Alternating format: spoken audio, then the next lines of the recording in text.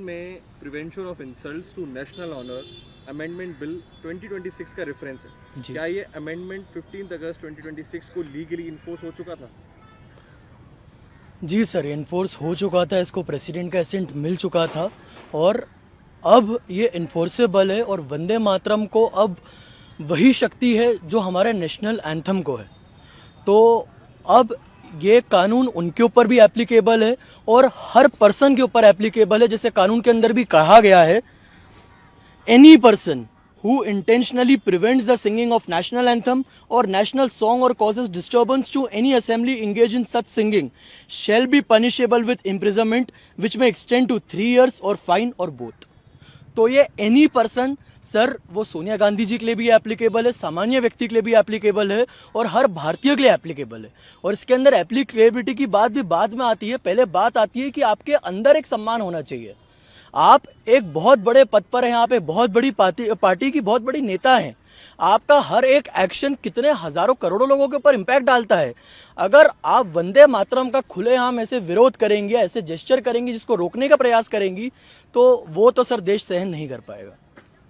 Sir, क्या सिर्फ किसी व्यक्ति के जेस्चर करना या वंदे मातरम कंटिन्यू ना करने पर ऑब्जेक्शन करना लीगली इंटेंशनली प्रिवेंशन या डिस्टर्बेंस माना जा सकता है?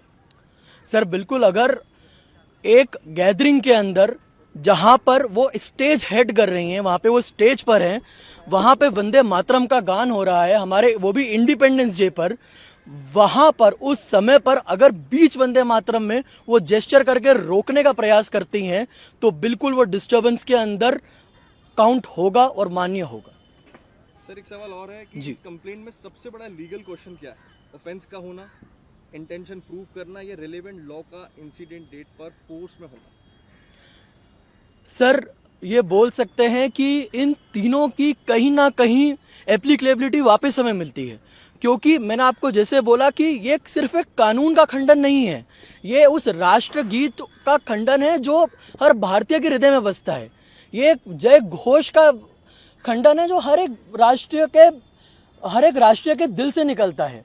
तो अगर आप उस राष्ट्र गीत को अपमानित करेंगी तो आप एक सेक्शन का तो वायलेशन कर ही रही हैं, लेकिन आप उस हर भारतीय हृदय को चोट पहुंचा रही है जिसके हृदय से ये गीत निकलता है।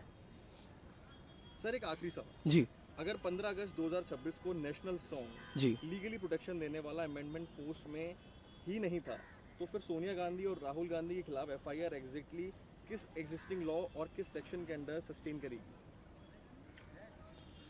सर देखिए, फिर मैं आपको उसी बात पे लेके आना चाह रहा हूं कि खाली इसमें कानूनी रूप से नहीं देखना चाहिए, हमें इस रूप से भी देखना चाहिए कानून के साथ कि क्या इतनी बड़ी लीडर का उस राष्ट्र गीत को रोकना सही था, क्या वो जेस्चर सही था, क्या वो इम्पैक्ट जो डाल रही हैं लोगों के ऊपर, क्या वो सही